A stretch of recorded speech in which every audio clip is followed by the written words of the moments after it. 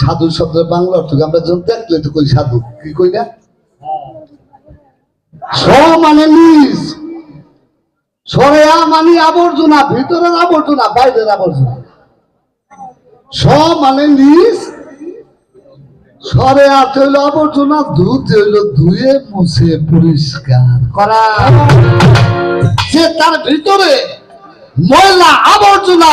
মুর্শিদে প্রেমে জয়রাপুরা নয়ন জলে ময়লা আবর্জনা ধুয়ে মুছে পরিষ্কার করলো তাহাকেই সত্য সাধু সাধু এত সহজ না বাবা